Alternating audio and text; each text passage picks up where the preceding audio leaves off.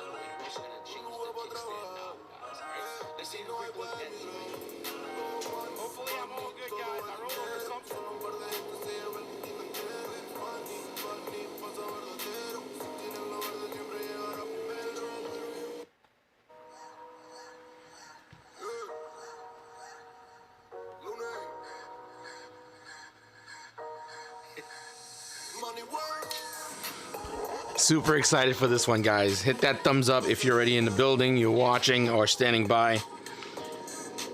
I'd appreciate it.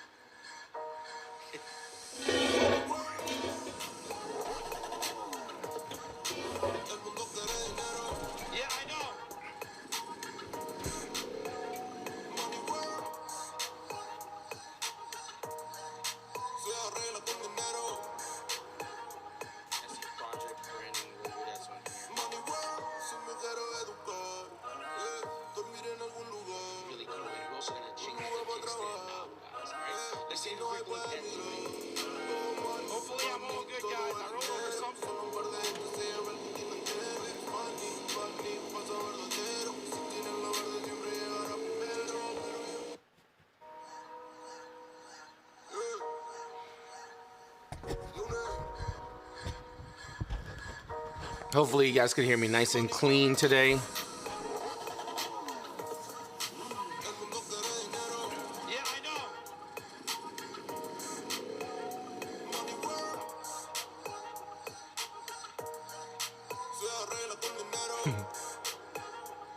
We're just gonna let that roll one more time and then we'll get it started, man. Thank you everybody that's tuned in.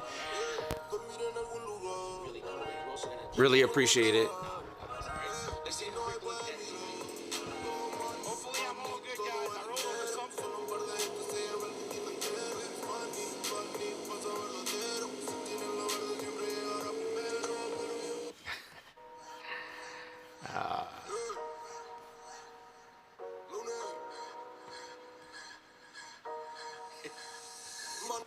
What's good, guys? What's good? What's good? Let's get this all tuned up here. There we go. What's good? Mike is in the build. Welcome to another Freestyle Sunday, guys. Super excited for this one. And we got a lot to cover today. Hopefully we can get things going correctly because I got home just a little bit a while ago. And just to kind of get things off the ground and getting it to where we wanted to be.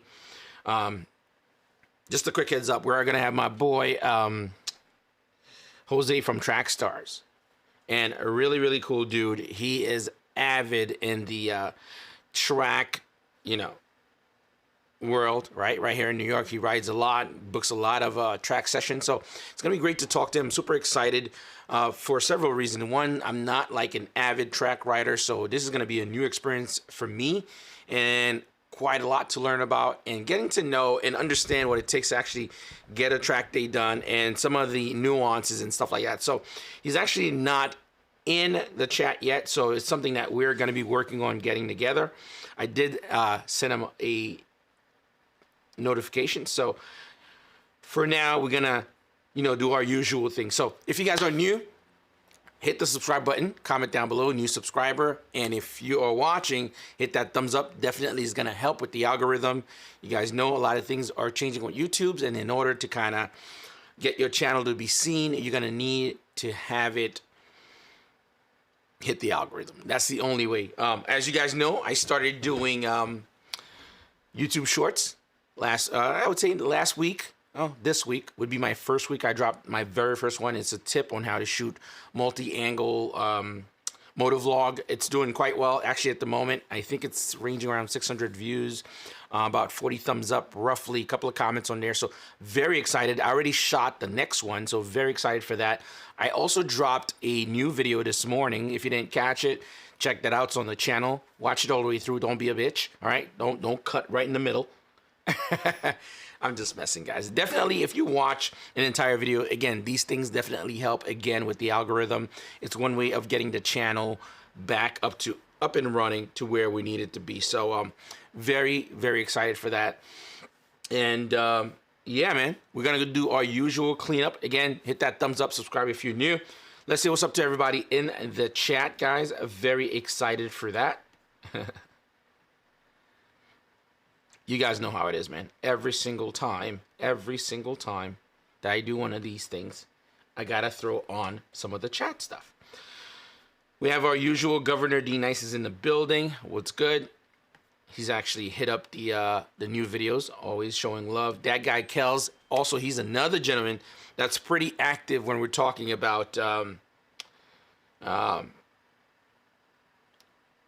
my wife is messaging me at the same time. It's wild. I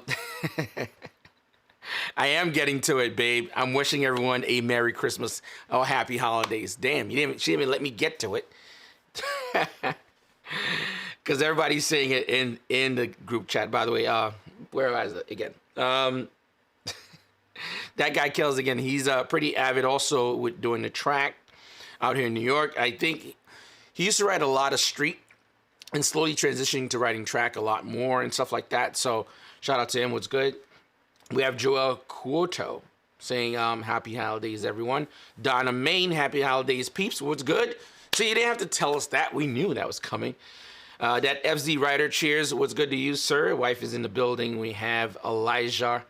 Really, really cool guy. He's an interesting character, right? He also rides as well. He's out here in New York. He's a personal trainer, but he actually did something pretty cool as of late.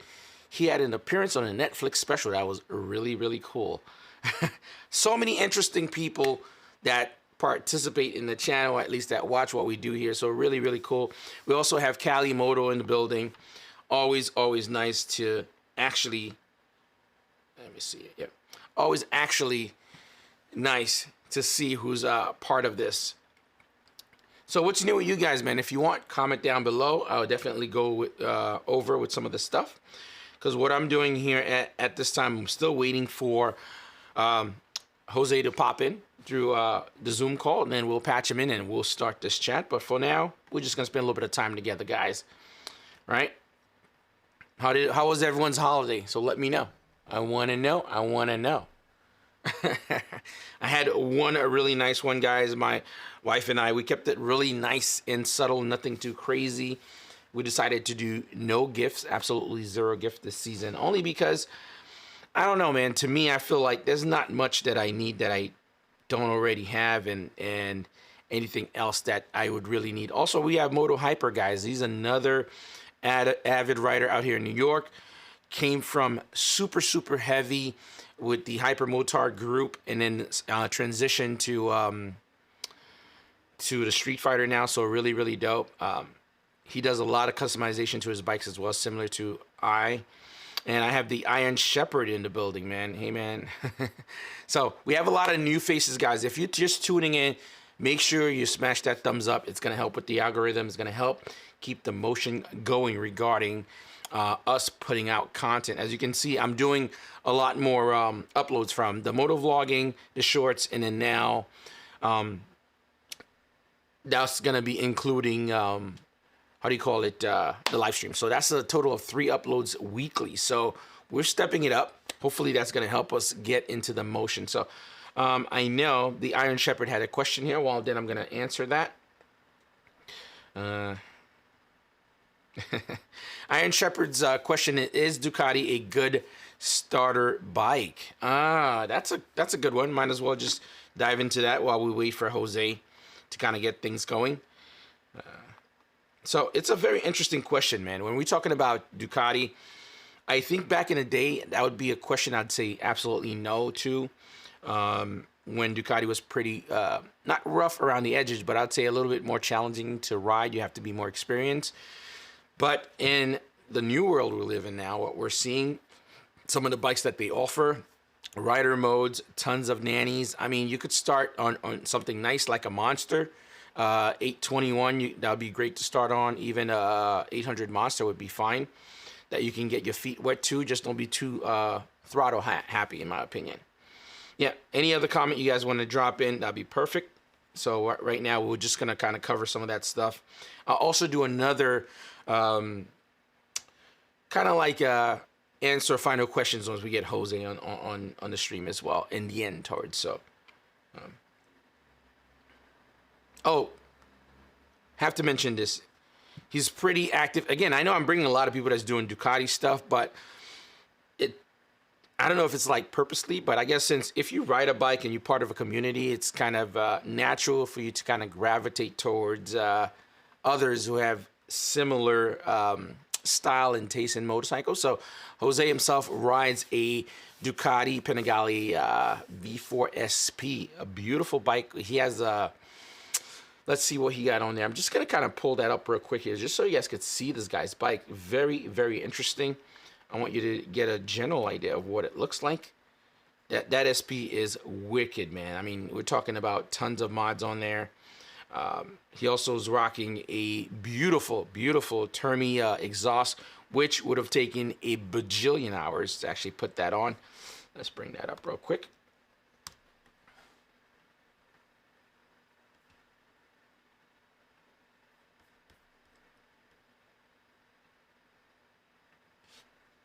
Well, then I might as well just kind of show you guys here. This is my little setup. Might as well take a look at that while we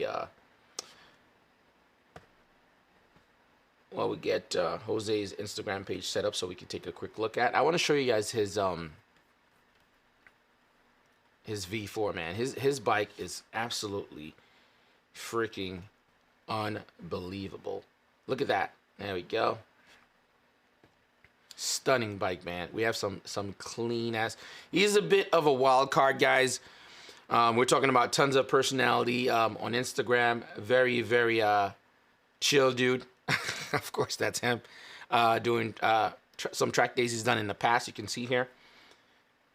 And these are some other bikes that he's owned. So really, really cool. Dope setup. Of course, you've seen he's probably been down a bit, but still on riding, right? Let's bring down here. I just want to show you this Panigale, man. This thing is freaking nasty, man. Absolutely beautiful bike. Also,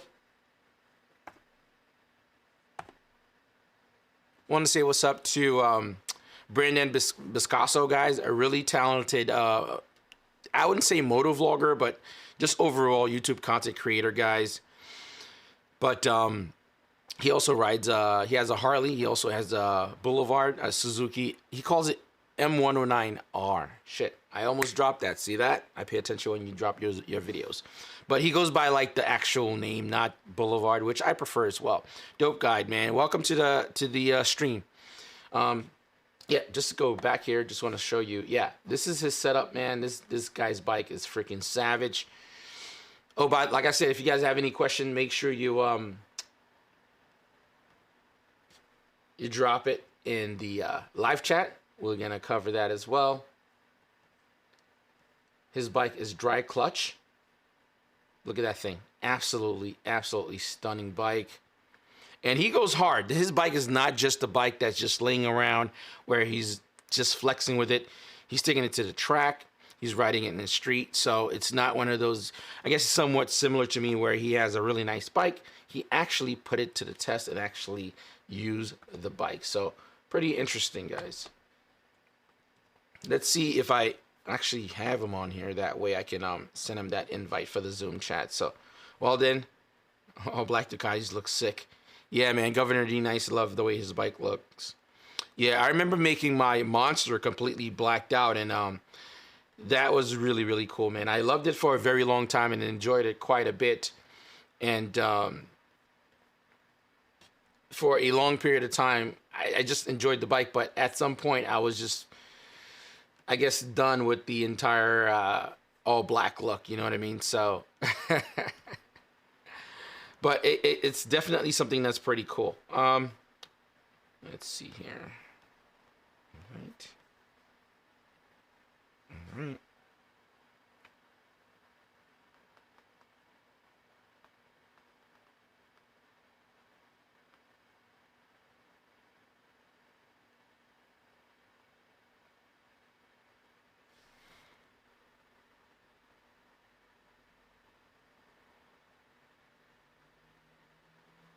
There we go.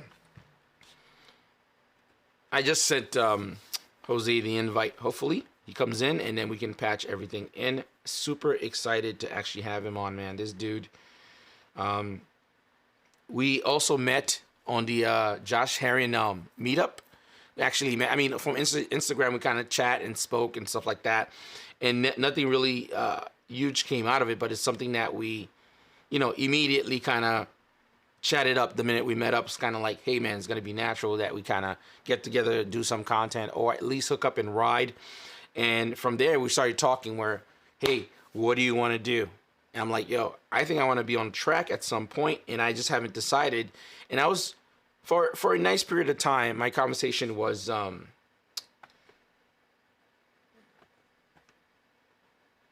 there you go. For a nice period of time, my conversation with Jose was doing the track. I was considering doing a getting a track bike specifically just to kind of do track, because I don't want to take any of my babies out there if I were to drop them. And he said something to me. He was like, yo, just bring your bike. You know what I mean? You have multiple choices of what to pick on. Go out there and ride. And I'm like, man, you're right. So, you know, after we chat a little bit, I'm thinking, I also spoke with 5 Up. He mentioned to me, hey, man, bring the Hyper. It's the perfect bike to get your feet wet in the track. So I'm like, oh, that'd be perfect. You know what I mean? So for now, I'm probably just going to grab my own bike and go out there, and no problem, man. I'm good with it. I've already wrapped my head around if I were to dump a bike, as long as it's not the Monster, I'm good. So everything else could be fixed, man. Cali Moto just asked what's my thought on the Street Fighter V2, man. I actually really like the idea of the V2. So what I'm digging about the V2 that's pretty cool, one, the belly pan. I think they did a better design of the bottom of the bike, because I feel like the bottom of the Street Fighter V4S is very exposed, shown to everybody, meaning like, yes, you can see the engine in the same breath. You know, pebbles, little stuff can kind of quickly start smashing on there. The Street Fighter V2 has a nice belly pan that's in part of the design, and I think that's pretty slick. As for riding it, I would have to try it myself to kind of, you know, come up with my own thought about it. I'm concerned about the heat, because that engine, even though it's proven, very powerful, nice engine, it's probably going to run a little bit hot.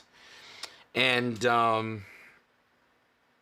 think it's a business move when we're talking about Ducati. They want to have, the Street Fighter V4S is a very, very popular bike, extremely, even here in New York, I'm sure in Cali as well. But very few people has the budget to kind of step into that bike.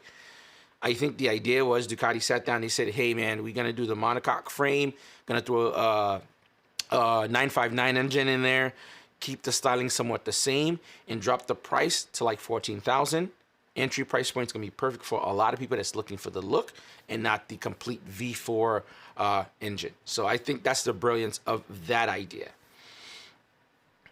Let's see here.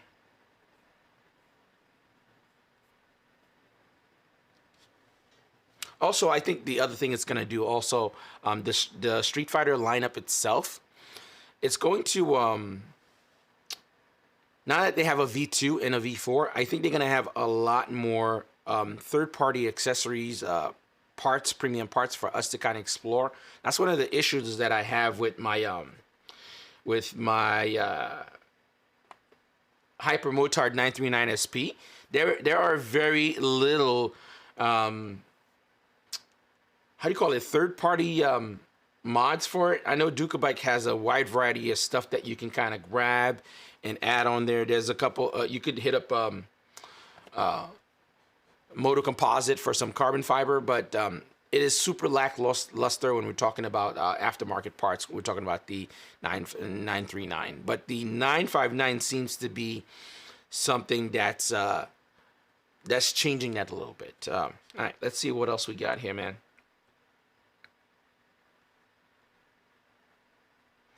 The Iron Shepherd seems to be a fan of Fastlane D. Yeah, Fastlane D is definitely gonna be on the stream at some point, guys. Him and I have been talking for a bit. A really dope guy. He's making his way through the circuit fairly quickly. I'd love to see quite a few people, man. Even Kalimoto, one of these days, if you would like to kind of jump in, that'd be dope. You know, I wanna have pretty much everybody on here, whether our opinions are indifferent about things, which I think would make a great conversation no matter what, to be honest. You know what? Bill, you want to jump in?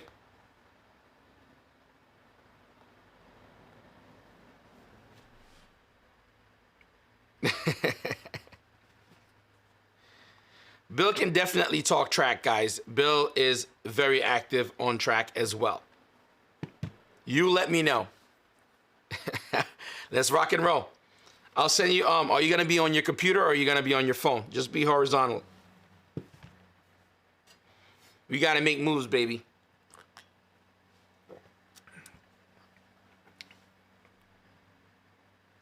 Guys, we are making changes. We keep things exciting here. Bill's huge on the track circuit, huge on Instagram. We might as well give him the proper welcome in the building.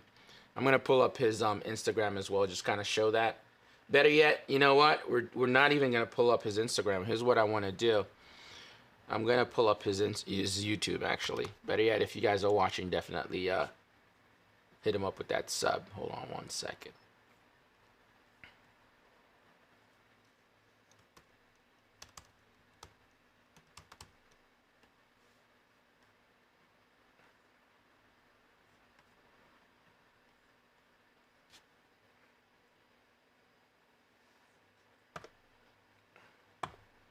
There you go, boys.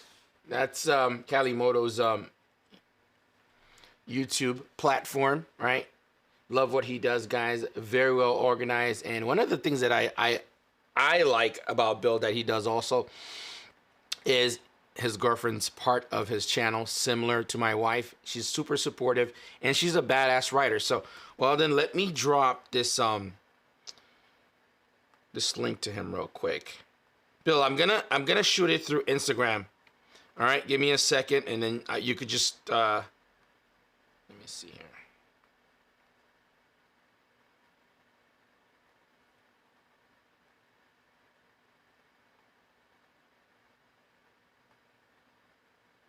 There you go. Link sent, guys. Trust me, you're gonna love this, man. It's gonna be just as amazing because this dude is very interesting. So a lot we're gonna talk about while he's on here. Hopefully nobody gets their feelings hurt. I don't. I always enjoy having a good conversation with anybody that's interesting, and I think you guys are gonna dig this as well. All right. I guess Bill's opportunity came way ahead than needed, and you guys trust me, it's gonna be worth it. Hang in there. We're just gonna plug him in real quick, guys.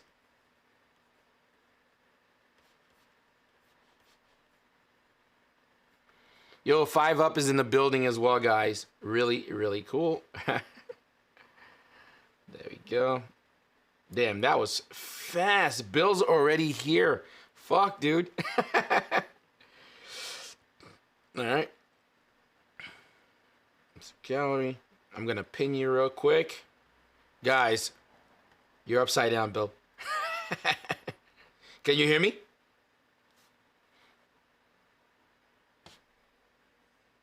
There we go. Your audio's in. Guys, yo, let me remind you guys, I've leveled up quite a bit, man. We're talking about doing all of this stuff in a somewhat in a timely manner. You guys seen me struggle before when it was in the beginning. Let me remind you guys. But things has gotten good, boys. I'm able to do this on the fly now. You got me yet? Yeah, I got you. All right, cool. Audio's okay? Yeah, audio sounds amazing. There we go. All right, let me hop out into the garage. That way I get a little better look. He's about to flex. He's going to his garage also. He's about to flex real hard right now. Bill can't let me get a little bit of shine just for a little bit. He has to flex also. He has a huge collection. Why do I feel like everybody I know or we know are a bunch of douchebags? Because we have a bunch of nice shit. All right, guys, here we go, man.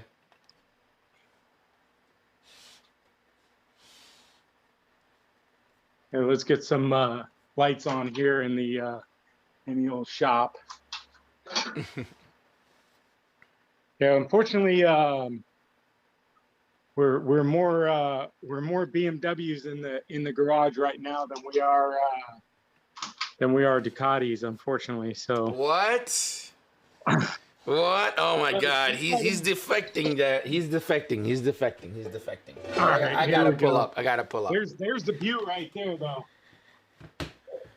What are you working on? Tell me. Is that Bogna's bike? Yeah, that's Bogna's V2. And yeah, we're getting ready to do some heavy surgery on that thing. So you guys did a beautiful job on there, man. Yeah. So we just got. So just to give you guys some background on me, I actually used to own a track day organization here in California called Cali Track Days. Cali Moto TV actually started from Cali Track Days. Okay. So we actually started, when we started Cali Moto TV, we wanted to kind of help share getting into track days and start helping people understand track days and stuff like that. So that's why we actually started Cali Moto TV from Cali Track Days. Well, when we stopped Cali Track Days about a year ago, I just enjoyed Cali Moto TV so much. So yeah, I gotta find a place to put the phone here. Yeah, go ahead. Let me try to find a little spot to prop this thing up. Kind of caught me on the off guard a little bit.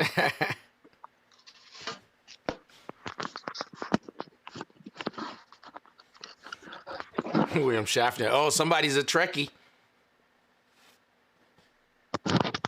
I lost you real quick. Hold on. You're good. You're good.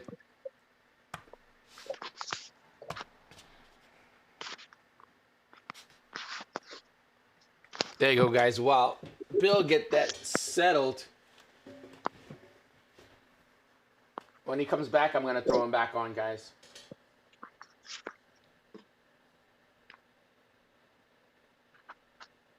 All right, here we go.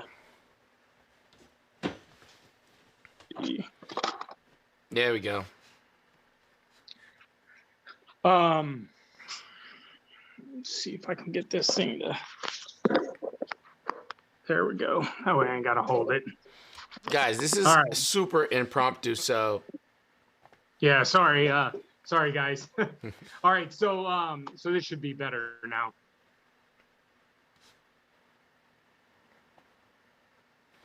Let's see if we get you back on here. There we go.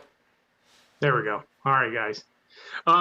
Yeah. So basically, Cali Track Days, we closed that down in 2019 and just wanted to enjoy track days and stuff like that. So my girlfriend Bogna, that's her Panigale V2 2021, and it's already got a lot of stuff done to it. As you can see, it's custom painted. We have the actually it's got the Street Fighter forged wheels on it. But we are getting ready to, but Bogna's, for the viewers that view Kalimoto TV, thank you guys. I'll give you guys some insight. We're actually waiting right now. Bogna is got an interview on Wednesday for hopefully the Royal Enfield Moto America program, the Build Train Race program, where they're going to give her a Royal Enfield bike to build, which we'll have on the channel. She'll train and she'll race that thing professionally at Moto America this year. So she's pretty excited to talk about that. If not, the V2 is getting ready to go under surgery. We just actually received the Stylema Brembo brakes, rotors, RCS 17, a bunch of stuff for this thing. For Christmas, she just got the new Van Diemen Undertale exhaust. I got that for her. So this thing is going to be pretty much transformed quite heavily soon. So, but as far as onto the track, me and Bogna, we do approximately 2 to 3 track days per month currently. Right now we're kind of in the off season here in California. It is cold. We're in Northern California, so it's 40, 50s right now. It's raining.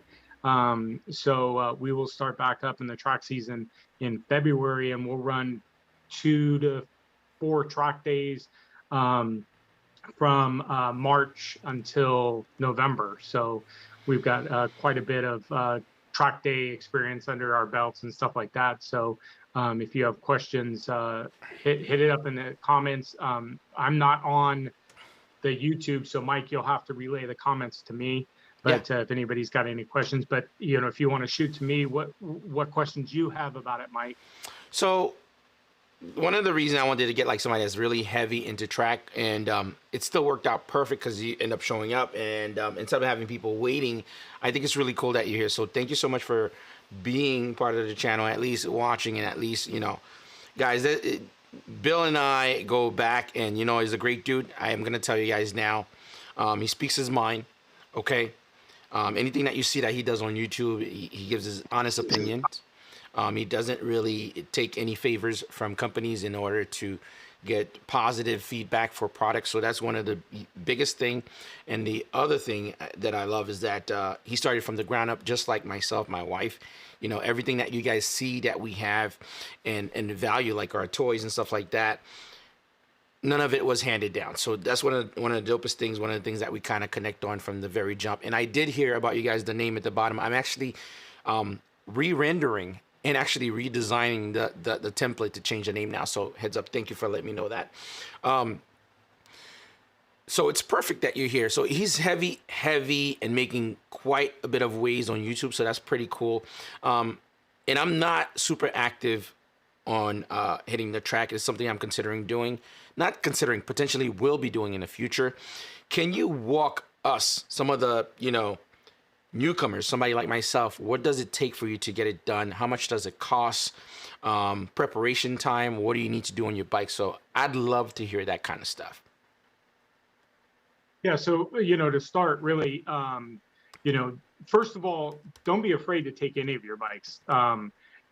Look, we take $100,000 worth of motorcycles to the track at every track day. We take 4 bikes. The last track day, we took the V2, we took the 22 S1000 single R, the 22 S1000 double R, and the Street Fighter, which I've got probably $50,000, $60,000 into that thing. Mm-hmm. One of the biggest things that I would say is on your first day is, first of all, ride your own ride. I would highly recommend you don't go with any buddies. If you do go with your buddies, don't ride with your buddies. I always say in the riders meet, show of hands, who's here with their buddy, okay?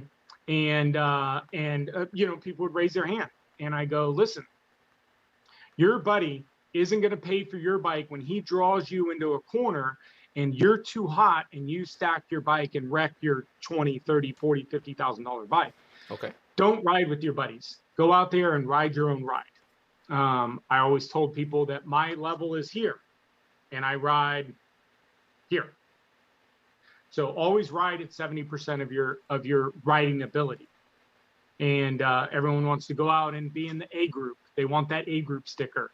One of the funny things that we always offered to people was that at the end of the day, you are welcome to come and get an A group sticker to put on your bike to show your buddies at the end of the day. But I highly recommend you start always in the C group. Always start in the lowest group and work your way up to that A group. Me and Bogna actually just this year really started getting into that A group pace because I always rode at a very comfortable, easy level. I never really rode at this big high level where I'm doing 2-minute laps at a 3-mile track, which is fast, right? And if you guys are familiar with the channel, you know that I vlog while I talk while I ride, and a lot of people can't comprehend the fact of me doing a 2-minute lap and then being able to talk the whole time.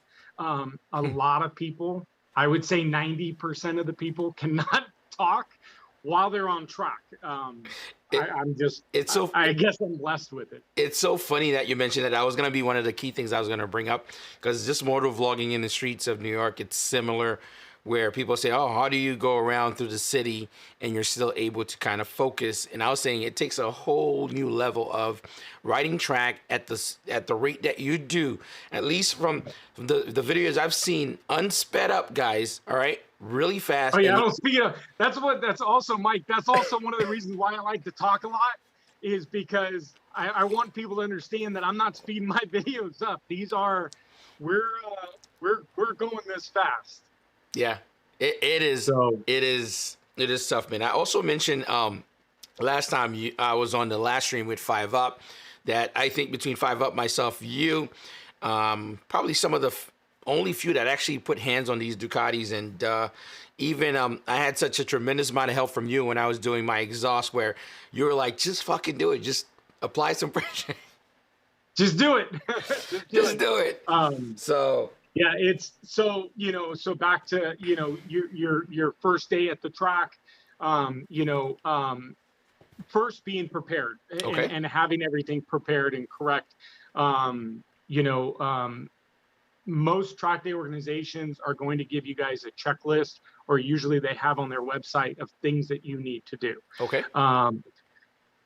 We, tape off all of our headlights. We remove all of our wiring for our taillights. We remove all of our mirrors, tape off your wheel weights.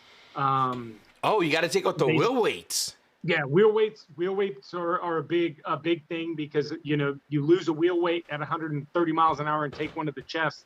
I mean, you've probably taken a rock to the chest at 100 miles an hour. Now take a strip of wheel weights to the chest at 100 miles an hour. So quick question I have to ask before you go. Mm-hmm. So when you remove your wheel weights, right? What about the balancing of your tire? How does that? No. Tape them off. So what you're going to do is you're going to take a strip of duct tape, and show you here. Okay. Oh, okay. So you're going to mask them in. Yeah. So okay. Here. I took that literal, by the way. Yeah. So what you're going to do is you'll see on Bogna's wheel right here, that there's duct tape on there.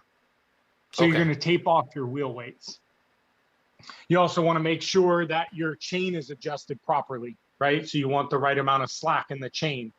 Her bike actually, let me see, can I flip my camera around? Yeah, you can. You should be able to flip it.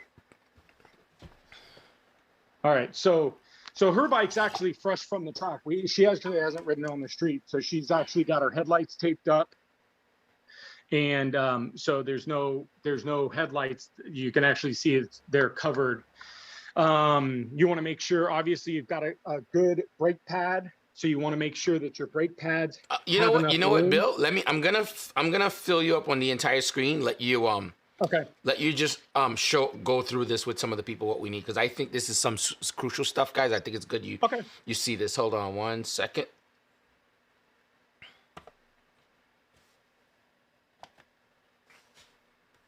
There we go. There we go, guys. All right, so let's just kind of start at the front, right? Yeah. So one of the cool things with Bogdan's bike, we've got the Rizoma mirrors.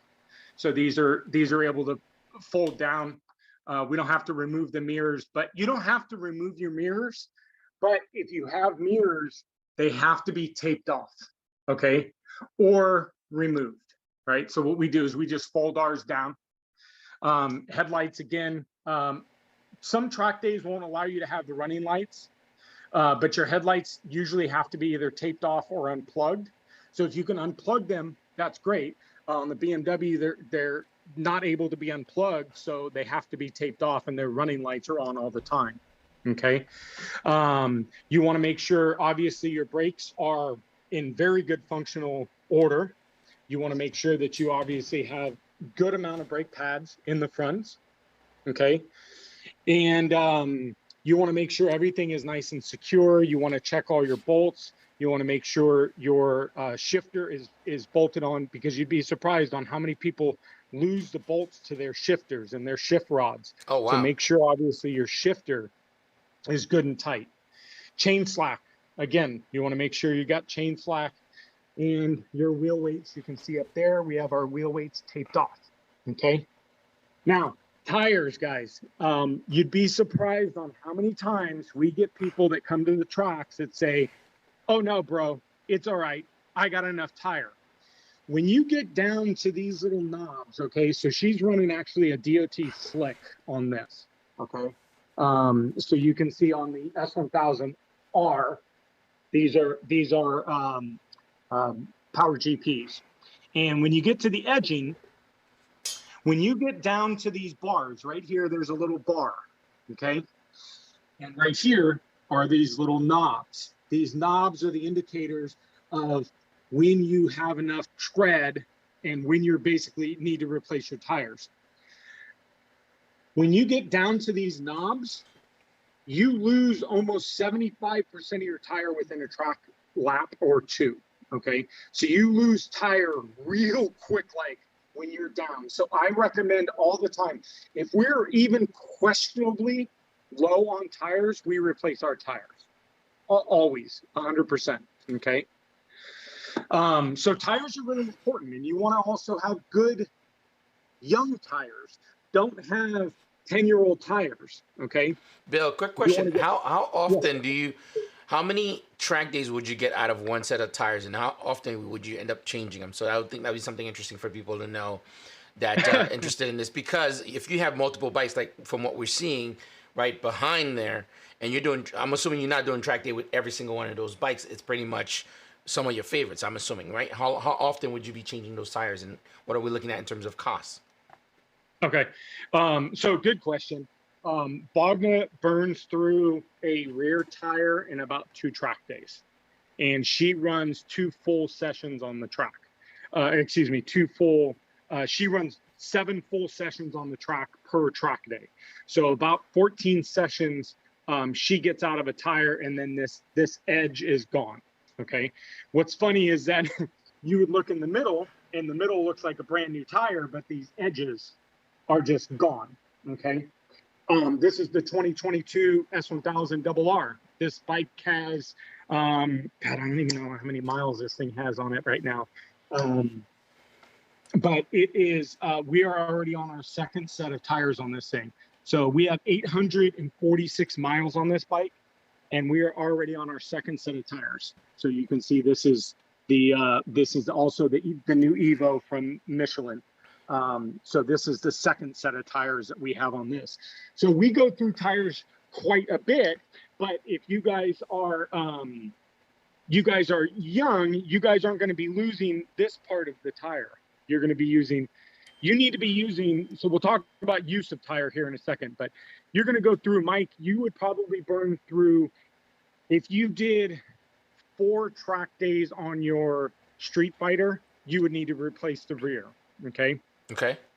When you get up to somebody like me, where you're doing 2 track days on that Street Fighter, and I burn up a rear. Front, we get about 4 or 5 track days out of. So typically the general rule is every 2 rear tires you replace 1 front. So this is a brand new set. Her front will be good for 2 rears, and then we'll replace the package, okay? Now, she's going through, again, she goes through a rear in about 300 to 400 miles. That's it. It kind of seems crazy. So, and then now that we're at tires and we're talking about the track. Can you pull up her Instagram real quick? Yeah, I'll pull that up for sure. So tiny but fierce. So Oh boy, she is. Yeah. So pull up her and let's look at her. Let's look at her body position.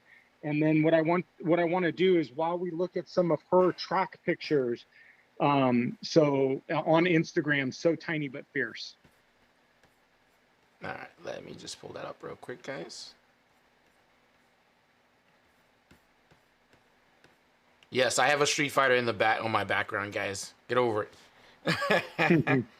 Oh yeah. That's my favorite bike, man. That frigging thing right there, man. It's like, I don't think I've had any other bike that's any better than this motorcycle. Let's see here, Cali Moto. Dude, I feel like a freaking DJ operating all this stuff, man, all at once. It's like Right. wild. Let me see here.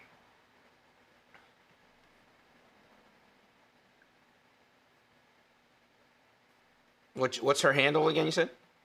So tiny but fierce.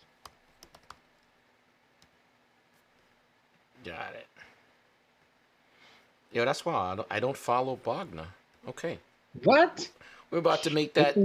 Let's Good make thing that she change is right not now. in here right now. Listen, man, look. I actually hit the freaking button right now.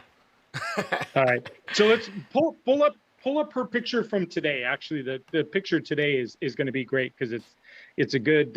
Not only is it a good There butt we go. shot, Oh my but god. so this is the V2. Okay. So if you look at her body position, Mike, is everything on this thing. Okay. And if you look at where she's positioned on the bike, okay, she's got a good triangle with her knee, okay, and a triangle for pros, you want to try to get that triangle in a little bit. But for us novice people, that triangle is very important because what we want to do is we want to get that triangle as a balance point, okay? Okay. But if you look at where she is riding and where her tire contact is, her body is off the bike, her triangle's down. But if you look at the position of her bike, okay. Now, Mike, come back to me real quick. Mm-hmm. Sec. Guys, I'm like the super DJ with this fucking thing. DJ Mike in the house. Shout out to me for actually being able to do all this like that quickly, man. You guys have no idea what the hell's going on behind here. It's like chaos. All right. There we go. So I divide the tire up into 3 positions, okay? And you can actually see the divide in the tires, okay? You have your extreme edge, you have your third of the tire, and then you have the center half of the tire, okay? Mm-hmm. If you look in here, right between here and here, this area, this is where you want to ride on the track, okay? Okay. The idea is to keep the contact patch here, okay? Don't worry about your chicken strip, okay? People will always tease you about the chicken strip. Don't worry about the chicken strip.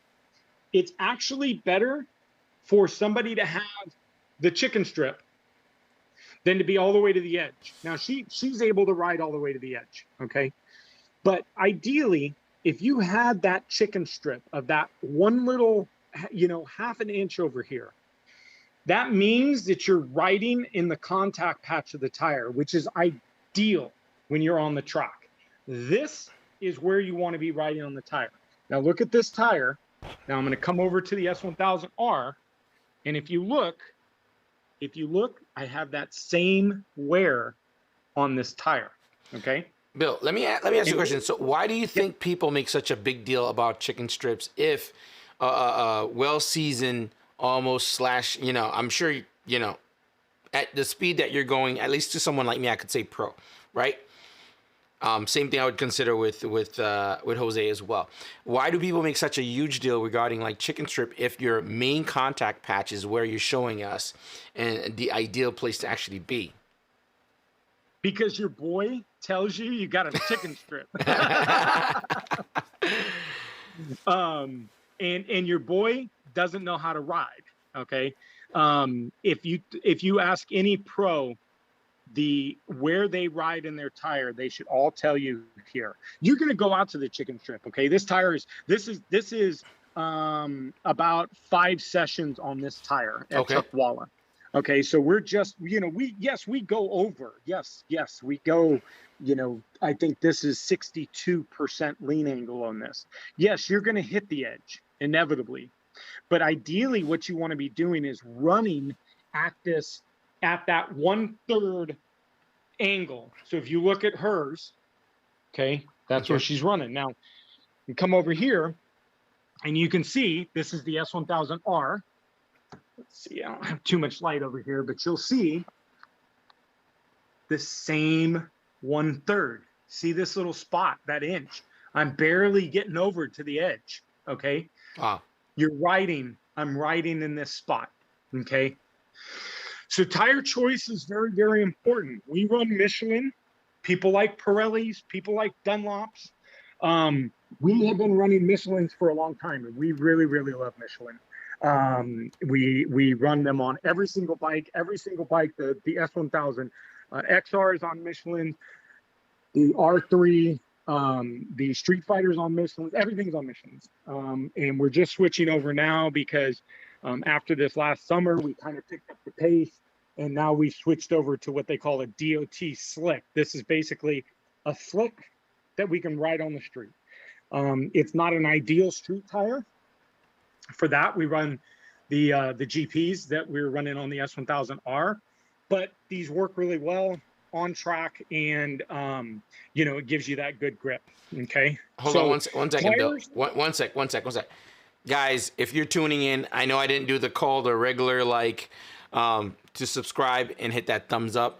That's the only way we keep this channel going and keep the channel growing. So if you're just tuning in, you're here. I know there's a couple of people, Fireblades in the building. I also saw, how do you call it, Ghetto Droning. Also, he's pretty big at riding the canyons out here in New York. Guys, if you're here, you're watching, hit the freaking thumbs up. It's definitely going to help. This guy's dropping some serious gems that even myself can't even really convey this information because I'm not a seasoned person that's doing track. So this is a big learning opportunity for me as well, guys. All right. Yep. Go ahead, Bill. You're back. No problem. Yeah. So, so definitely tires and good tires. Tires are probably the most important thing I would tell you guys that need to happen on the track. When you guys are on the track, a good set of tires is definitely important. Okay. Now back to the tail end of the bike, tail lights and license plates either need to be removed, taped off. That's Gillis tooling, right? Well, this is just the Ducati. Oh, the Ducati Block Off. Yeah. Okay. This is the Ducati Block Off. But for her, she has the plate that kind of sticks out. Mm-hmm. So we remove hers. But if we come over to the S1000 R, I've got it tucked under. So this is fine. Okay. But for the taillights on the S1000 RR, we just unplug them. We don't need to tape them off. But if you can't unplug them, you have to tape them off. Okay. You can have your license plate. It's fine. Sometimes some track day organizations have you put a piece of tape over it. I'm not sure exactly why, but you can have your license plate on there. You can have your big whale dong if you want. Mm-hmm. You just have to have your lights taped off. Okay. Blinkers, I don't really worry about the blinkers. So, the S1000 single R, I don't do anything with the front blinkers, but the headlight I tape off. And then obviously we're going to remove our mirrors or again, tape them off. Okay. Here's another question I have for you before you go. And Yep. I know I'm jumping in between. I have to kind of either that or I'm going to forget some of my thoughts. I know in some cases, I know some people that does track, they tend to safety wire certain things like the bolt for the, for your for your engine casing, you have that on there. Also for your filter at the bottom. There's a lot of stuff that they safety wires that recommended as well. Even your rear nuts. I know you do that stylistically on the Street Fighter anyway, but I know in a lot of situations that those are another thing. And another thing I wanted you to touch on for me is how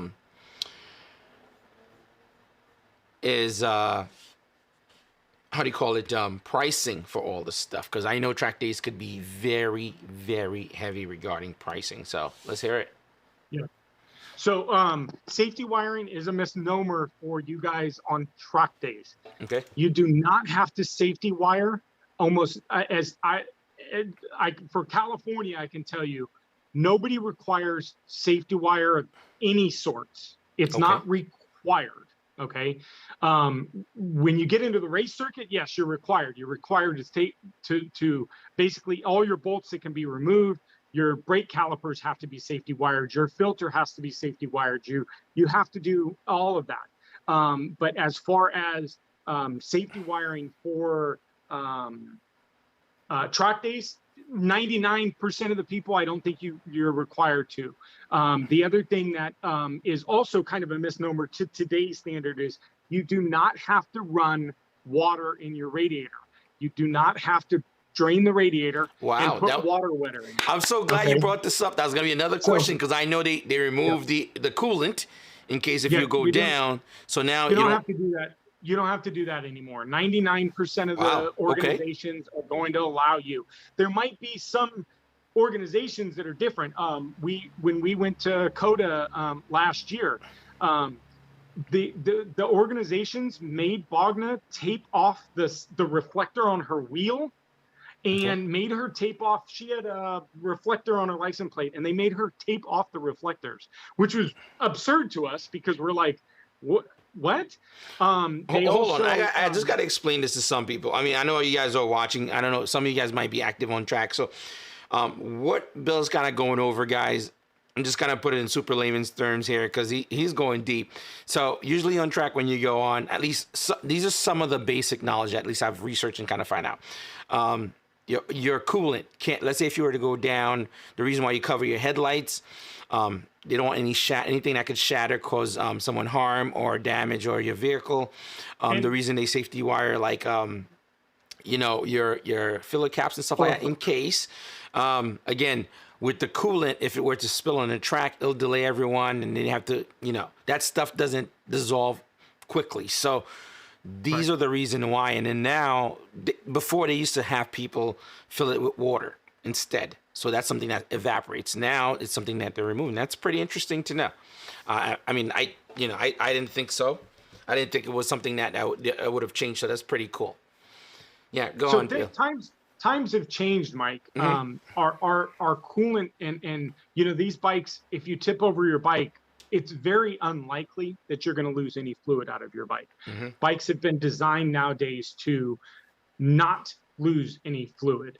So the idea of your bike tipping over, yes, it can happen on the track. Typically, when you crash, your bike ends up off track anyways. I would say out of maybe 1 out of maybe 20 crashes that we would experience on track, the bike would end up on track. Typically, the other 19 will slide off track into the dirt and stuff like that.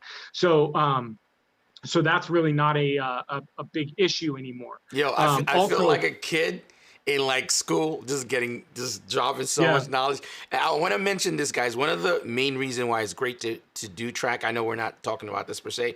A lot of people go hard when they're in the streets or they're in the canyons. The beauty about riding track, which I'm sure you will attest to, is that if you were to ever go down outside of your bike getting damaged, the chances and the risk of you getting severely hurt is minimal. That's why you see MotoGP, WSBK, they slide out. There's no car to hit, no car to run you over, no car from behind you. You can't hit a pole or a bus stop or anything like that. So it really opens up the opportunity for you to really try to unlock the full potential of your bike, if that's what you're looking to do, or at least master your basic skills, right? Would you agree? Yeah, 100%. And you know, I always say again, remember, this is your riding ability, Okay. and you're riding here, right? Okay. And that should be all the time when you're on the street. If you watch my street rides, some people say I ride dangerously on the streets because I ride at sometimes over 100 miles an hour on the streets. But I'm still riding here, right? I'm riding within my ability. I'm riding under my ability. I'm always looking, I'm always scanning, and track is always going to help you with your street rides. So Okay. when you start to ride on the track, the what you learn from the track goes right over to the street, Okay. and it mirrors over. When you start understanding body position, okay, and you start getting your body off of the bike and you start making these triangles, right, and you start to get your elbow out and you start to get that hand gripped correctly. um, when you ride on the street and you apply that, it's much different. You learn more on the street after the track, um, where it's complete different when you're a fast street rider and you go to the track, because the track is all about technique. It's all about consistency. It's about doing things correct. Where the street, and one of the reasons why I love to ride on the street is it's very inconsistent, right? We're riding kind of crazily. I don't know what's going to be around the corner, the bus, the right. Yeah. So looking ahead always helps on the track. That's about the only thing that really works well from the street to the track, is that looking ahead. Okay. You want to look for that bus. You want to look for that deer around the corner. You want to look for those rocks, right? That it also works well when you're on the track, because now you're starting to analyze that next corner, right? Okay.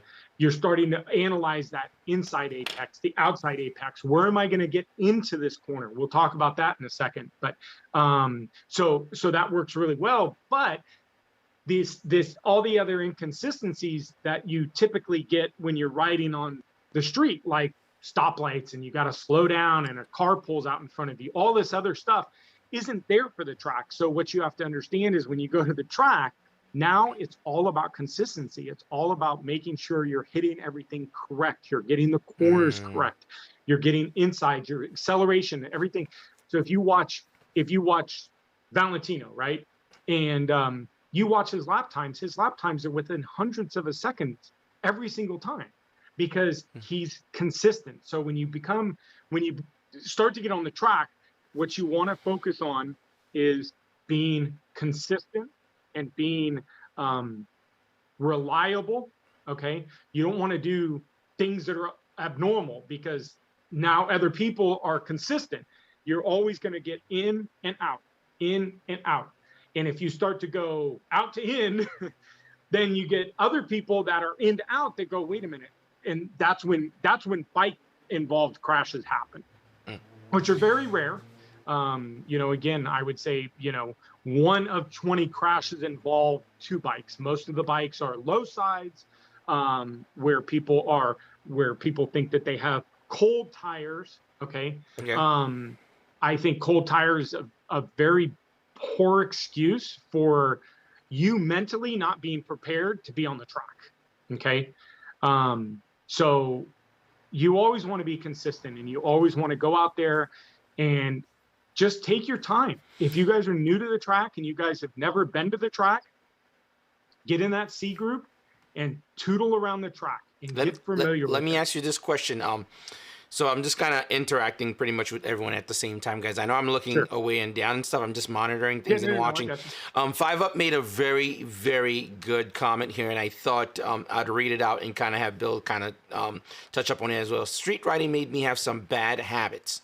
Track early on helped me break those poor habits. Would you agree? 100%. 100%. Yeah. Because I'm assuming I have some pretty bad habits, because especially riding the way that I ride, where I ride, you become very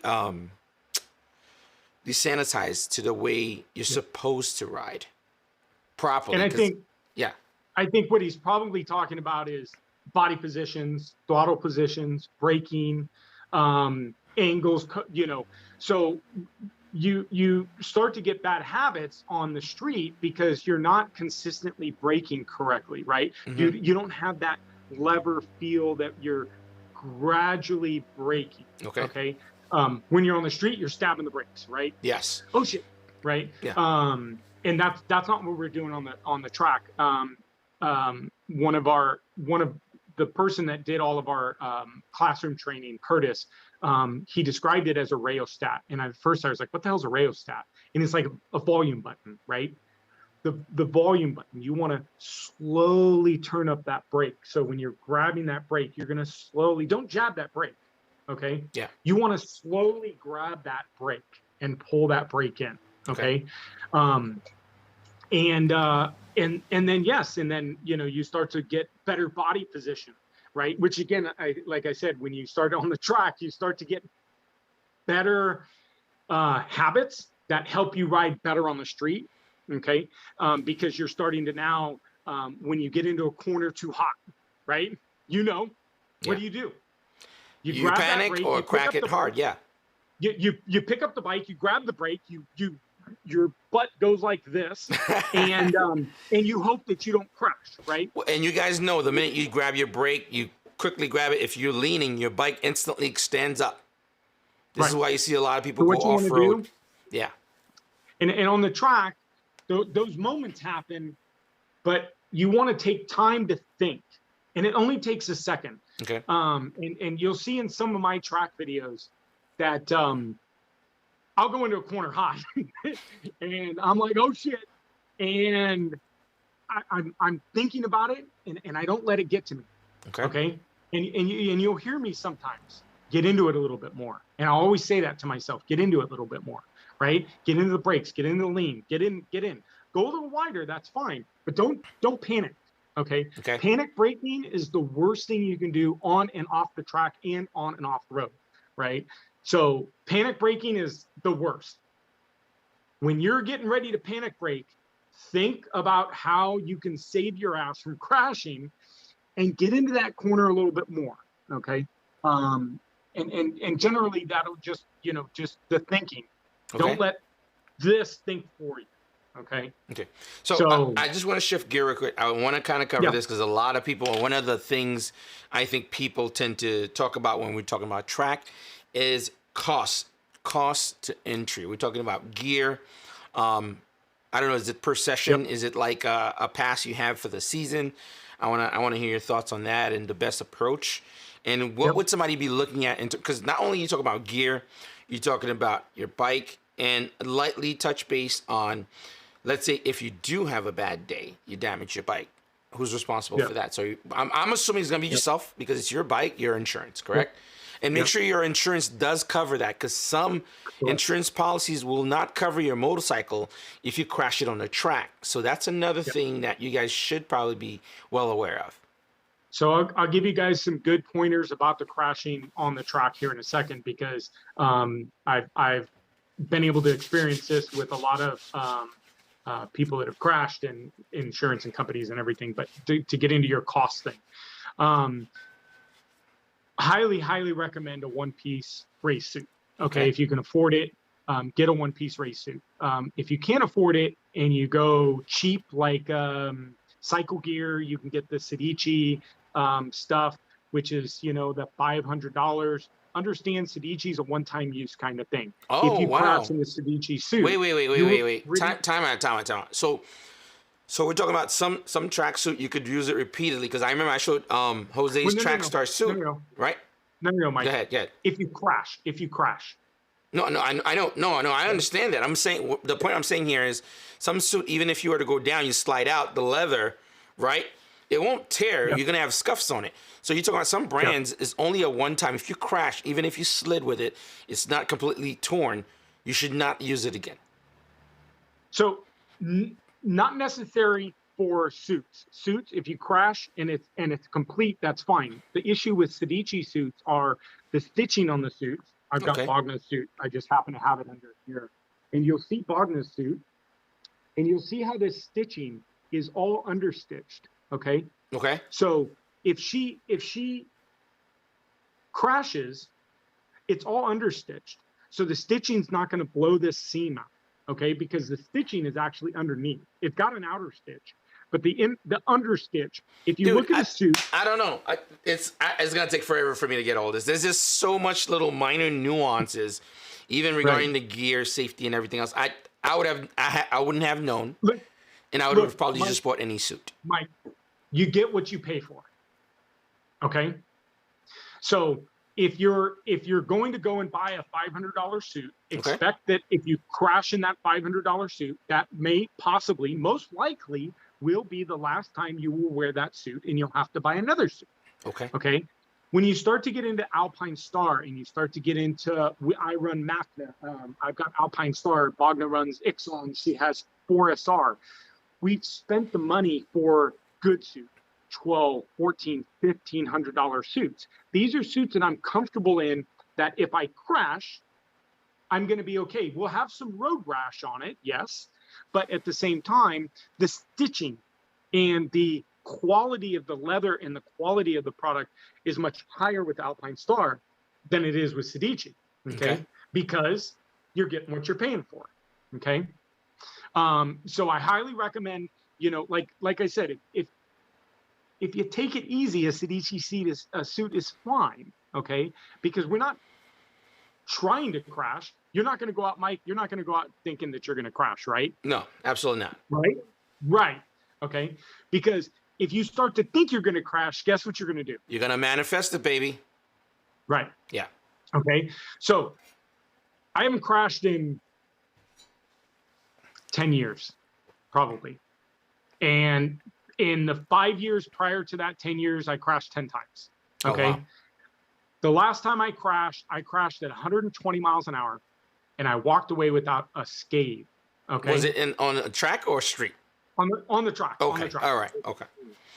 And this was one of my first track days that I thought I was hot shit, and I didn't know what the hell I was doing, and I was going to run this super hot pace, and I ate shit, and 120 miles an hour. Mike, I slid for almost 100 yards, 300 feet. So it's it woke me up. I've got to learn to do something. So back to the gear. One piece is really recommended. If you have a two-piece suit, you just have to make sure that they zip together. Okay. I highly recommend you get one that zips all the way around. Okay. Not just one that zips in the back. Okay. Because what's going to happen is that leather is going to separate. Okay. And then your typically your belly is going to be exposed, and that's what's going to end up being rashed. Okay.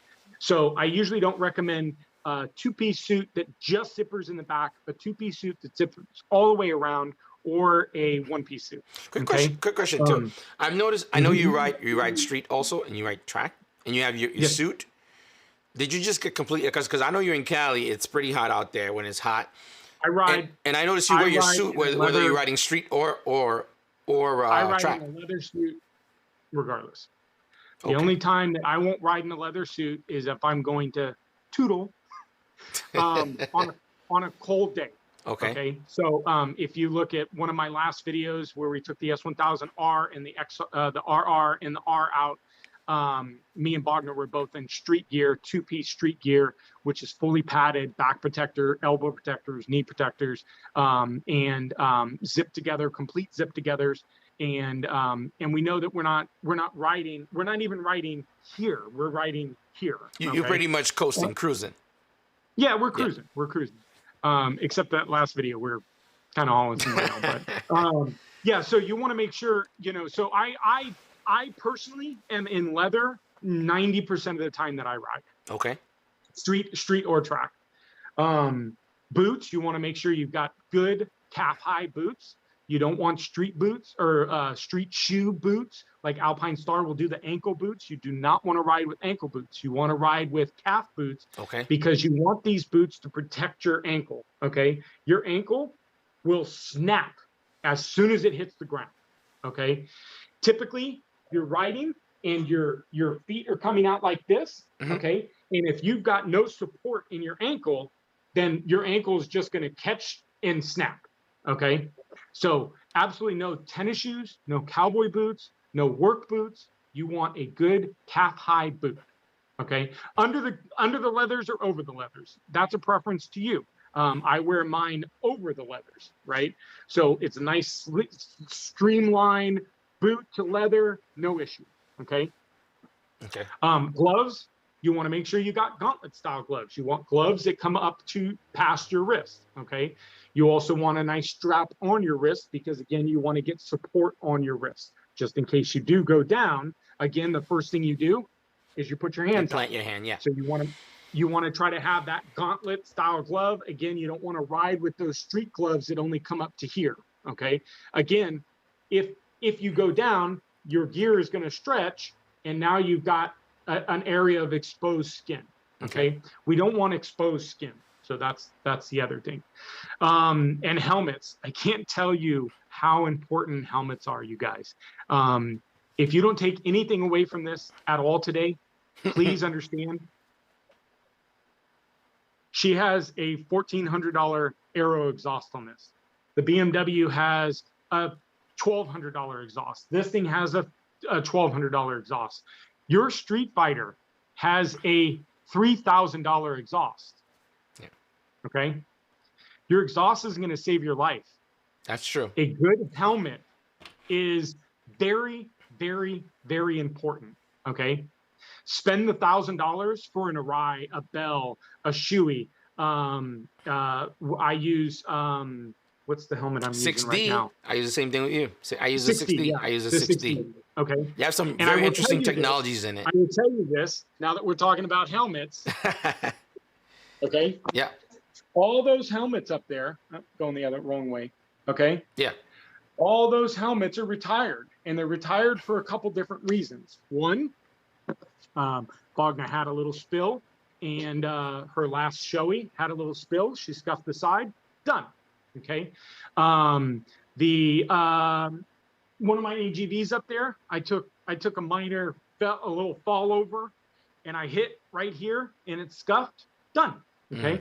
My Arai is about 5 years old. Okay. The padding, the foam on the inside is now too old to absorb that impact. Okay. So when you guys buy helmets, most helmet manufacturers actually have a manufacturer date either on the tag or inside one of the cushions of the helmet. And I recommend you guys try to find a helmet that has a good date to it.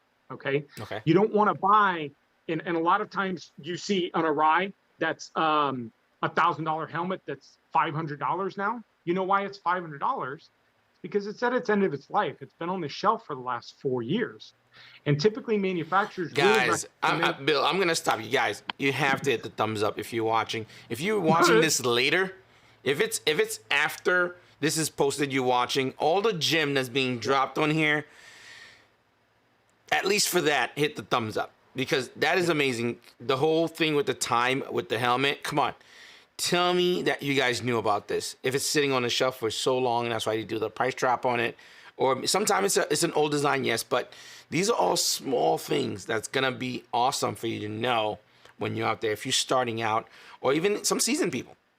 This is and being... And Mike, some of these designs, they're around for years and years and years, right?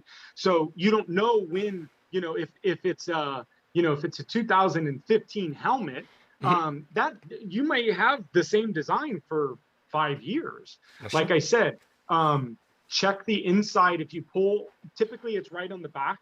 If you pull the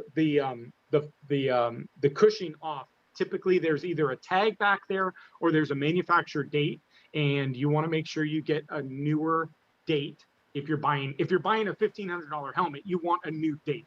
Okay. Yeah. A lot of manufacturers are starting to actually make more color schemes per year, like Arai and Shoei. They're starting to actually do 22 helmets, and you know that it's a 22 helmet, right? Okay. Because they only make it for 22, right?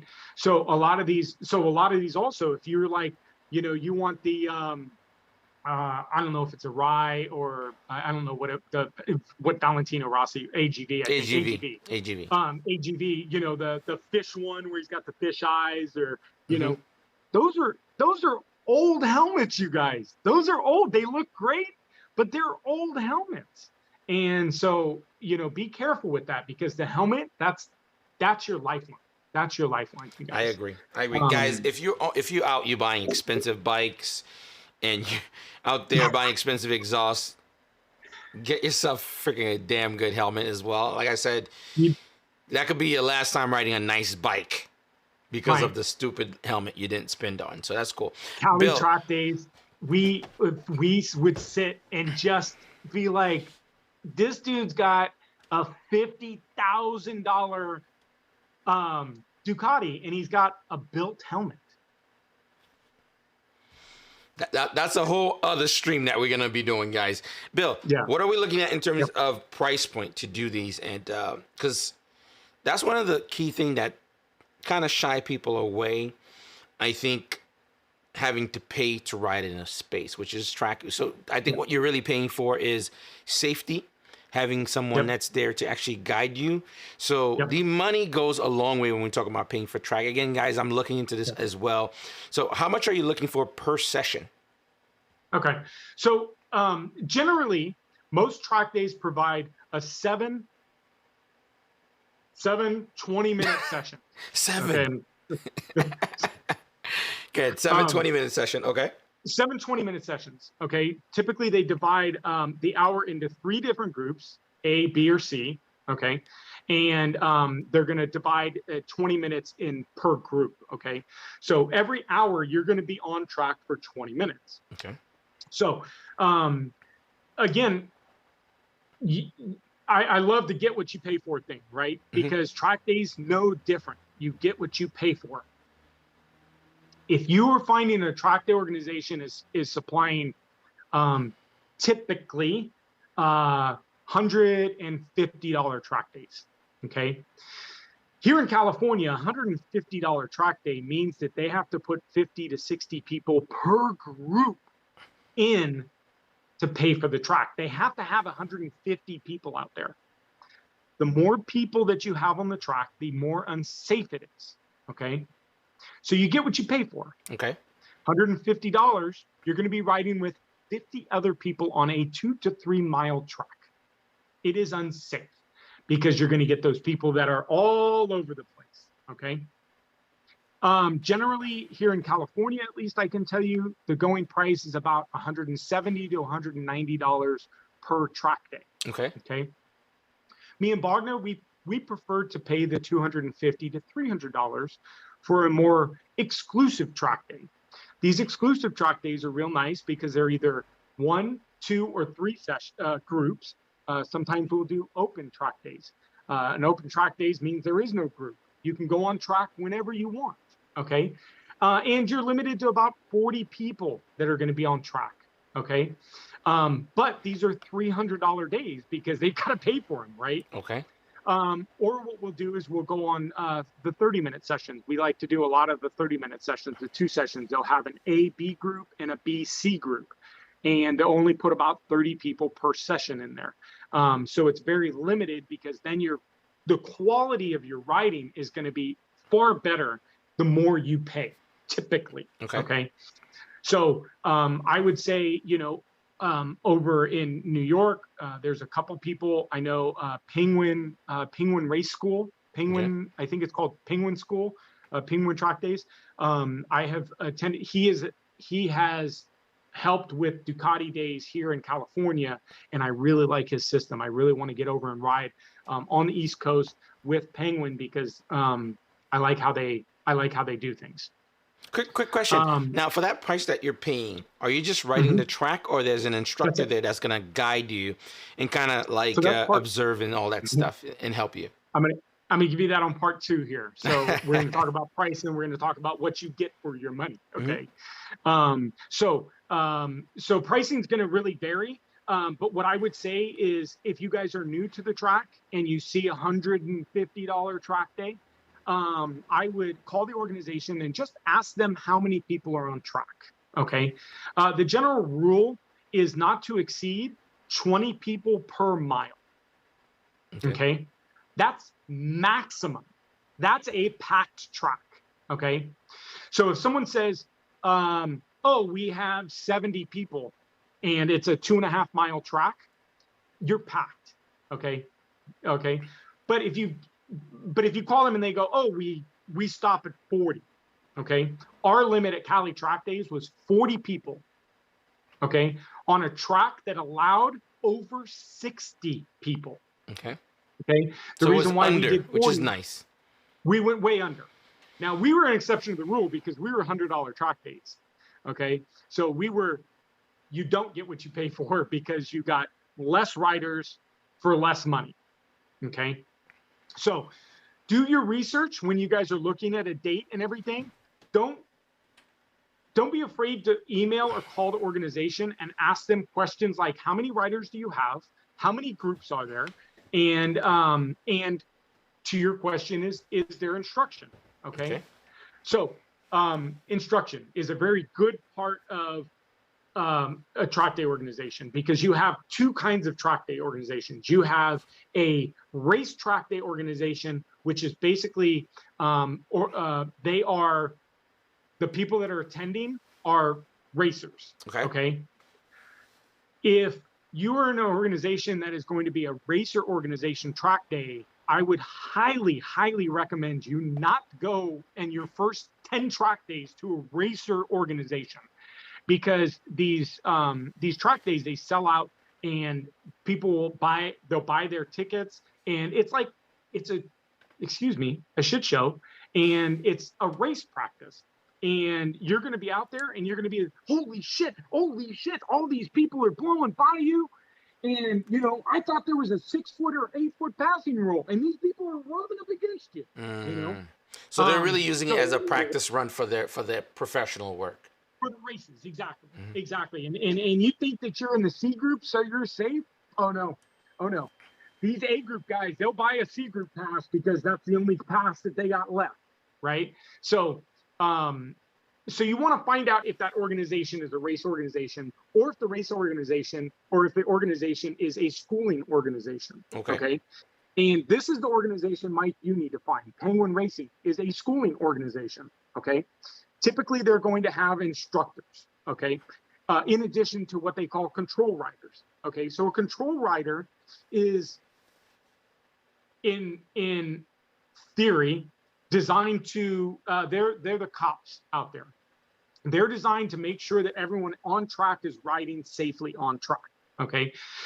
A lot of organizations don't enforce on track infractions like bad passes or stuff, because they just don't want to have conflicts. Okay. We were really, really enforcement of bad passing and close passing. And if someone's riding actually too slow for a group, or if someone's riding too fast for a group, if they're riding like this all over the track, a good control rider should be able to pull those people off and set them aside and talk to them and say, hey, you're passing too close, or you're riding too erratic, or you're wheelies, or you're right. So that's what a control rider is designed to do. And then you would have the instructors. The instructors are designed to be out there either for two reasons. They're going to either be out there trying to find somebody. Cali Track Days, we were really, really hard on to get out there and find. If you weren't working with someone, go find someone to work on. Okay. Typically, it's a general rule all across the United States. If you ever see a guy get in front of you with a vest on, and he turns around and taps his tail, he's seen something that you're doing wrong, and he wants to show you how to correct that. He's going to then get in front of you, and he's going to start riding in front of you. Obviously, you're not going to have any communication. But if someone ever taps your tail, watch what they're doing, because they're trying to help you correct things like your entry to a corner or your exit to the corner. Okay. They're trying to show you a line. They're trying to show you acceleration or brake. Okay. So instructions typically are free of cost on most organizations when you buy your track day. Okay. Cali Track Days, it was $100, and we had 15 instructors that were out there either control riding or instructing for free. We also you want to find out about organizations that offer free classroom services. Okay. If you guys have never been to the track, don't think that going to the classroom, it means that you don't know what you're doing, because trust me, I rode on the track for years. And it wasn't until Curtis said the word trail braking that made me think I have a lot to learn here on the track. And I've been riding on the track for years, and I thought trail braking is like you're on the trail, like a dirt bike trail, right? What's a trail brake? And after 2 years of riding on the track, I found out what trail braking is. So now you're sliding the back out. Yep. No. Trail braking is when you're in the corner. When you're on the street, you apply your brake before the corner, you let go of the brake, neutral acceleration into the corner on the street. Okay. On the track, you're going to accelerate, you're going to brake, and you're going to rheostat that brake into the corner. Oh, wow. And as soon as you can see the exit, you let off that brake and you accelerate. Okay. Okay. Guys, we have a lot. Bill, I'm gonna hold you off there. We have a lot, guys.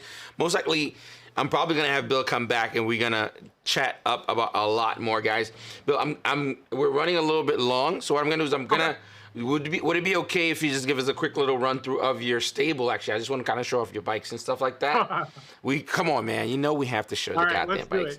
Guys, we're going to be wrapping up. So if you want to drop some comments or questions, I'm going to switch the screen and stuff, and then I'll be able to answer or reply to the actual questions, and then both Bill and I will answer them. But for now, guys,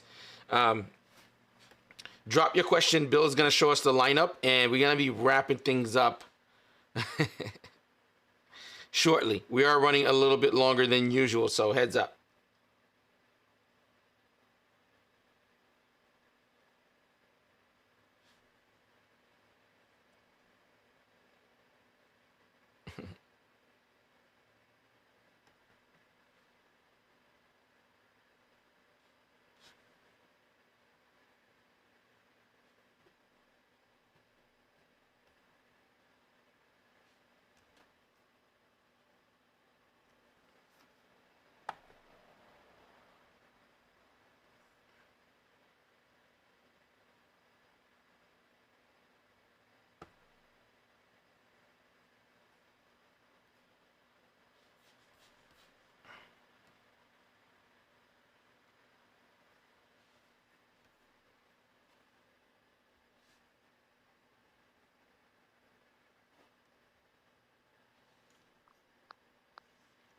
Can you guys hear me? Bill, you hear me? I think we got a little bit connection issues, guys, so hang in there.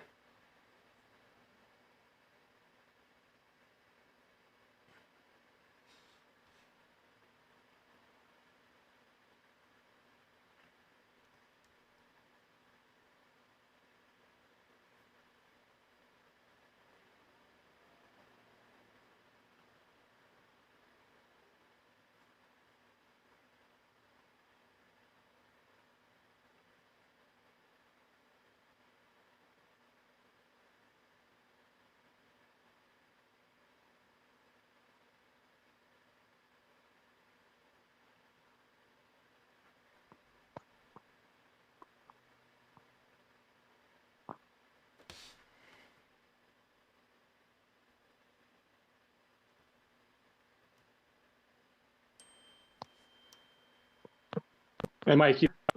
Yeah, I can hear you. You're breaking up a little bit. Give me a second here.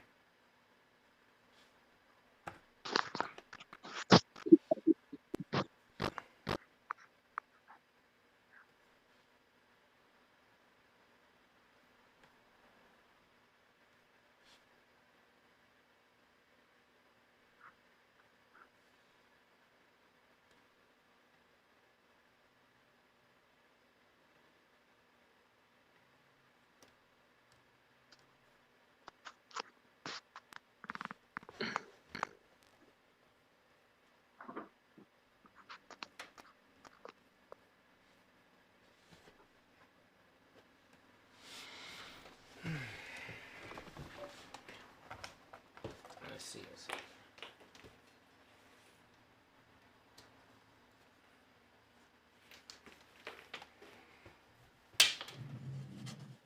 There you are. Yeah. Okay, there we go.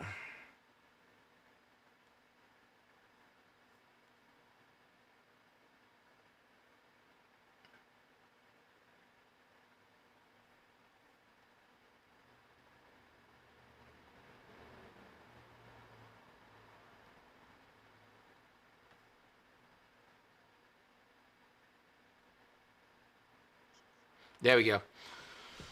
Oh man, that was rough there. You get it? I think we got a little internet connection issue. No, you know what happened? Sorry about that, guys. Give me a second here. Sorry, guys. Like a big genius, I forgot to plug my laptop, like my wife reminded me, and my battery was dying, and it was just like freaking out for a split second. Thank God, I just realized that. Sorry about that, guys. So let's go through Bill's bike real quick, and we should be good to go. There we go.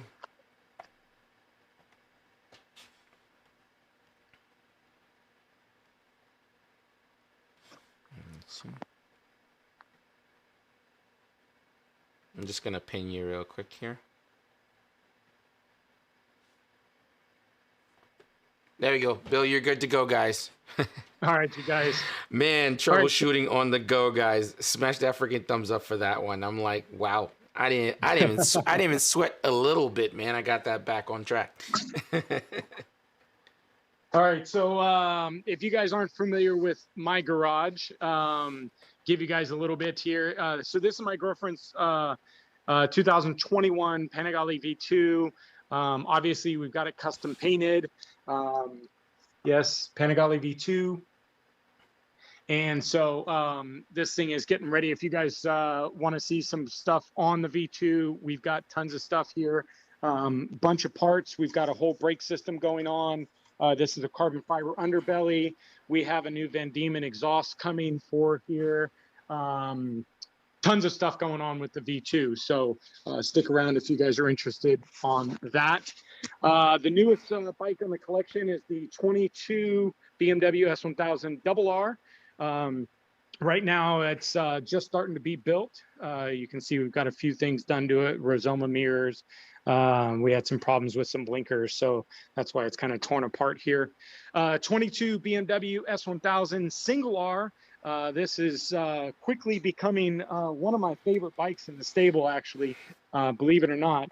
You think that's gonna replace the Street Fighter? You tell me. No, hold on now, hold on. And let's see, I got to get over here and get a little plug in. Hang on real quick, Mike. So, no, it is not replacing the Street Fighter. You'll see over in the corner here, right down there, that's Wagner's Ovale GP2. It's the 190 GP, so the new GP. So that's her training bike. Kawasaki 450 is our dirt bike, and Wagner's got a Kawasaki 110 over there. So that's our off-road bike. Behind the big cover there is the 2016 BMW S1000 XR. And let's see, over in those two covers are the 2015 Kawasaki 300 race bike and the Yamaha R3 race bike. And Mike, what's missing? Come on, you know it. The Beast, the best thing ever. I'm a little biased. I'm a little biased. I'll give you guys a little bit of input on if you guys are familiar with the channel and you guys watch the channel. The bike has been at the dealership for the last month. Unfortunately, we sprung leaks in the valve cover and the water pump. So they replaced that under warranty. Nice. But people that are familiar with the channel knows I've been struggling with the rear end of that bike and the suspension on that bike, and I don't know why. The rear shock is blown. The compression rebound valve is not working. So I was basically riding on all spring. So it's been a big problem. So the bike, unfortunately, has been at the dealer for the last almost month now, and we're just fighting with Ducati. Ducati doesn't want to pay for the spring because, or the shock, because I've modified the shock because I put a higher spring rate on that on the shock. I put a 110 spring instead of a 90 spring. And you know, my size, I'm a big guy, and yeah, they're apparently they're fighting with the dealer because the dealer didn't install it and it's not a factory part, which Ducati doesn't know how, the dealership doesn't know how to do suspension, and Ducati doesn't offer the Öhlins springs. So you can't actually buy a Ducati spring that's at a higher rate. That's a whole other thing. Jesus Christ. So, yeah, so that's where the Street Fighter is. And if you guys aren't familiar with the channel, you know, give myself a little plug. But Mike, I do have a V2 Street Fighter on order. It should be here in February. This freaking guy, he buys freaking everything, man. It's like, what's next? What's next? I don't even think you guys have no limits, man. No limits. No limits. You just buy anything, everything comes out. If it's hot, he's got it. It's coming. Bogdan doesn't want the new Panigale V4 actually, so I'm excited. The new BMW S1000 RR, it's a good bike, but I don't think it's going to stick around too long. So okay. Yeah, I think we will probably make the ride over to the new 2022 Ducati V4. They really have me on that on the changes that they've made. I'm really excited to see that new Panigale V4. So okay. All right, guys. So Bill, you could stick around. You'll be able to hear and stuff like that and reply. So what I'm going to do, guys, I'm going to load up the comments here so we can just reply to a couple before we go. We are running super long. Usually, you guys know I don't, because as you guys know, I stay out here for about an hour maximum. And today, since we had a little bit of a mix-up regarding the Jose joining in the chat and stuff like that, who knows, something might have happened. He's definitely a great dude. He's usually on point, and he was very excited to do this. Something must have happened to cause him not to make it, and I'm sure he'll probably let me know what's going on. But hopefully everything is good with him. Bill, thank you so much for joining in, man. You gave a lot of really great information that I think pretty much everybody that's watching is gonna find this extremely useful. At least for me personally, I think 100% everything was freaking awesome. Just hearing some of the information you gave. Feel free to if you want to add in the description my email. I'm active in my email and my comment section. So if any of you guys have questions about the track days and stuff like that, feel free to email me. I will absolutely probably call you guys back and talk to you in person. So, you know, feel free to link my email down below if you guys would like to send me some emails. You know, I'm down for that as well. So yeah, I will definitely link all your information here for people that are considering joining this. Give me a second here. Let's see, boys. I'm gonna try to knock this out here in one shot. One of my favorite things to do. Let's see here.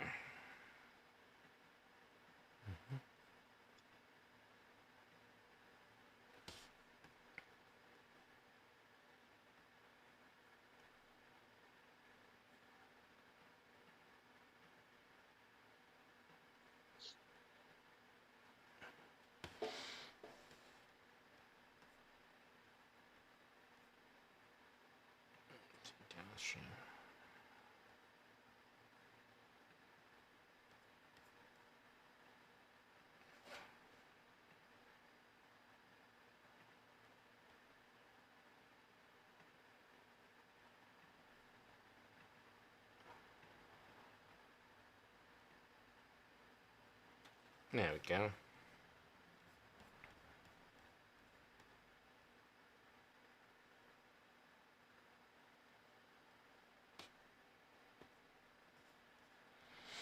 All right, here we go, guys. Just gonna pull up some of the comments here. Mothman46, thank you for tuning in also, man. I appreciate you coming through, guys. Let's see what we got. There we are. Just gonna remove that pre-multiply, guys. Again, thank you everybody that's tuning in, guys. This is a huge learning experience. I'm like going through so much, just kind of being able to do this on the fly and making the adjustments that's needed. So thank you, thank you. All right, there we go. I'm just gonna pull up some of the comments. If you guys want to drop them, feel free to do that. All right. Governor D Nice, of course, mentioned here. Excellent stream, fellas. Hopefully you found some of this information useful. Again, just us doing these streams is just so much, guys. I mean, we do have a lot going on, at least especially me, I could say that. Being able to actually make it and being able to do the stream on a reasonable time for you guys, it means quite a bit, and I'm glad you guys are here. 5 Up mentioned nice choice on the V4. Let's see here.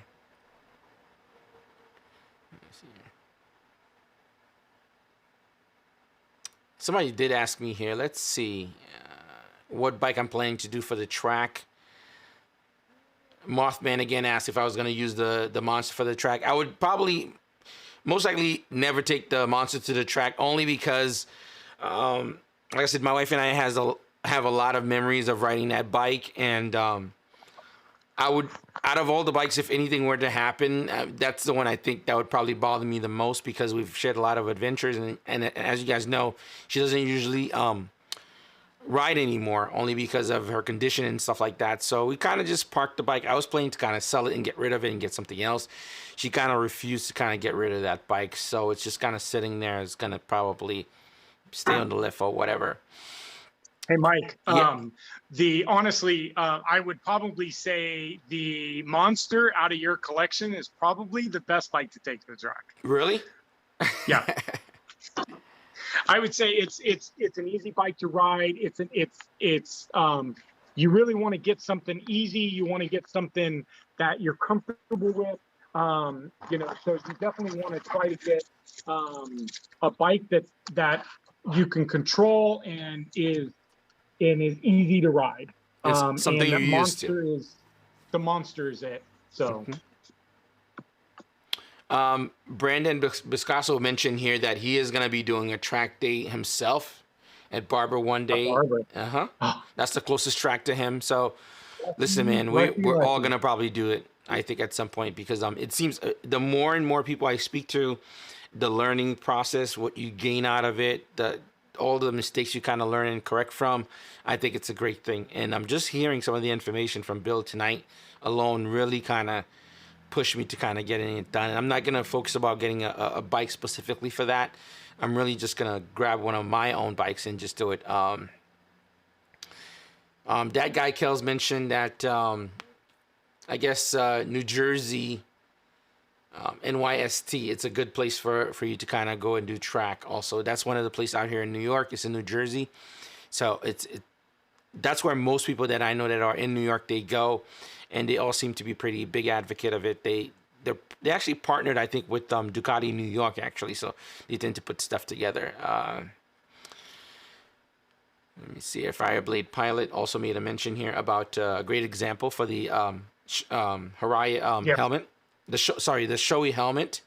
Yep. So let's see here. Not too much going on, really. Just a lot of people enjoying the stream that are finding it as informative as I did, guys. So again, if you guys enjoyed this stream, whether you're watching it now or you watching this on the replay, make sure you hit the thumbs up, leave a comment down below. Again, Bill, anything you want to drop in before we kind of close out the night?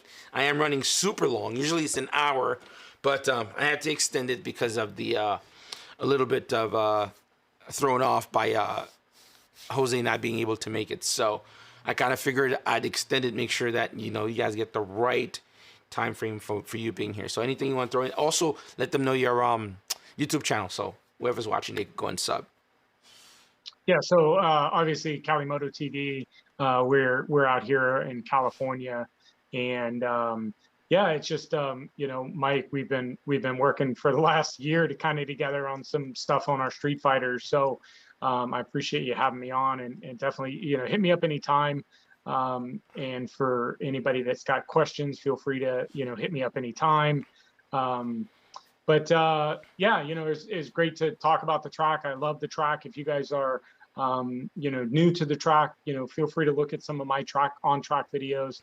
And maybe when we get to the track this next year, I'll start, you know, working on some, you know, some beginner stuff again, and start talking about beginner track day stuff, just to kind of give you guys a little bit of redo from a couple years ago. But if you go back on the channel, I've got some stuff where I work with some customers on track.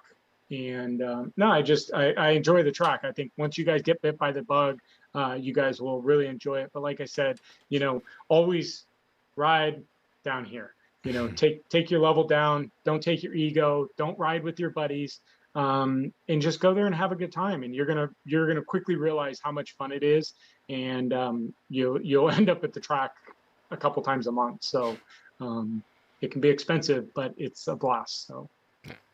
Bill, thank you so much for coming. Guys, thank you for everybody that actually tuned in. I really, really appreciate it.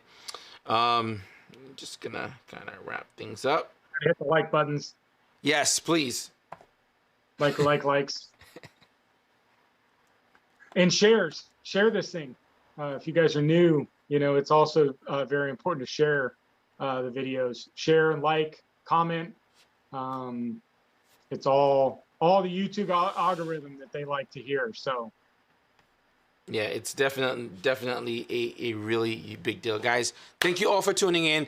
I'll catch you guys tomorrow. Well, not tomorrow, next Sunday. Next Sunday. You guys have a good night, man. Bill, thank you again. Really appreciate you being here, brother. Thank you, sir.